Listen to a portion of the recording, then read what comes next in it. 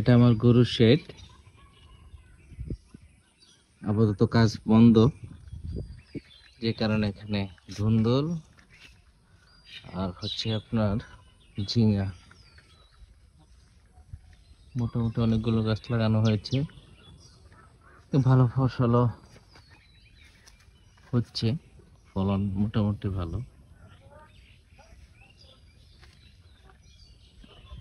তো ইনশাল্লাহ ভালো ঝিঙা এসেছে। আসলে যাদের কৃষি জমি আছে, তাদের জমিগুলো পতিত না রেখে এভাবে সবজি চাষ করলে মানুষের যে নিজের চাহিদা প্লাস বাজারে বিক্রি করে কিছু টাকাও আসে, কোনো খারাপ না। মোটামুটি মাশাআল্লাহ ভালোই ফলন হয়েছে।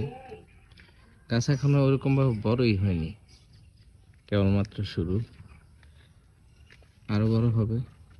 যে জায়গাগুলো ফাঁকা জায়গাগুলো, এগুলো সব এখনো গাছ বড় হতে পারেনি। এটা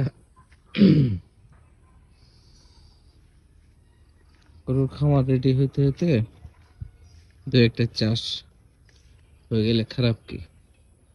আপনারা যারা এরকম অলস জমি করে থাকে, তারা ছোট ছোট করে এরকম থল দিয়ে ঝিঙা, তারপর হচ্ছে এরকম ধুন্দল, কুমড়া, এগুলো চাষ করতে পারেন।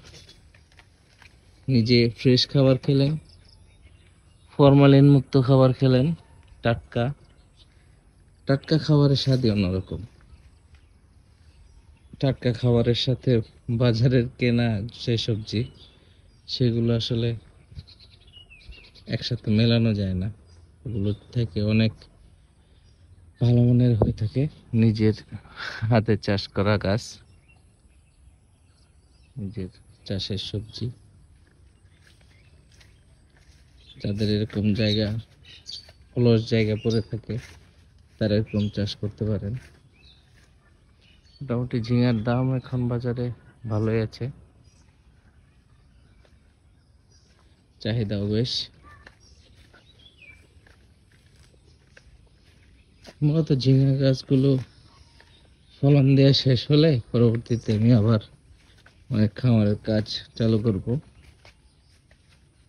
চালু করে পরে আমার যে গরুগুলো আছে এগুলা ওঠানোর ব্যবস্থা করব।